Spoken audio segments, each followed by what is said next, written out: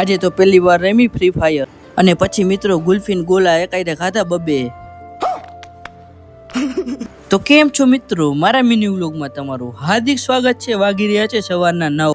પછી તો શું મિત્રો, કાઢ્યું મારું બ્લેક પેન્સર્સ ને નીકળી ગયો મિત્રો બગડતા કારખાને જવા માટે.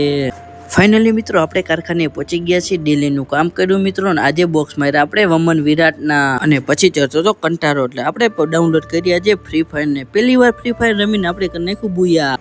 પાછો નીકળી ગયો મિત્રો રોંગ સાઈડમાં ઘરે જવા માટે, અને ફાઇનલી મિત્રો પહોંચી ગયો ઘરે. નાઈ ધોઈને ફ્રેશ થઈને થોડાક મિરર પોસ આપ્યા, કાઢ્યું મારું બ્લેક પેન્થર્સ ને હું સલમાન નીકળી ગયા મિત્રો ચિકન લેવા માટે.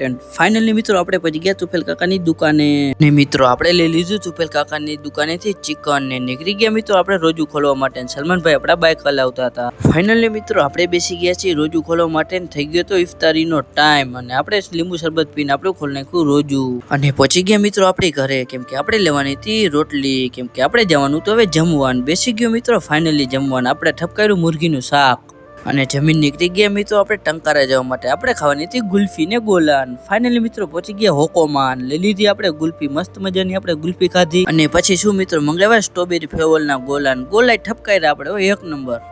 ગોલાન ગુલ્ફીન ખાઈને નીકળી ગયા મિત્રો ઘર તરફ જવા માટે. ફાઇનલી મિત્રો ઘરે પહોંચી ગયો છું મિત્રો. તો આજના વ્લોગ માટે મિત્રો આટલું જ. મળ્યું એક નવો વ્લોગ સાથે કાલે. ત્યાં સુધી take care and bye bye.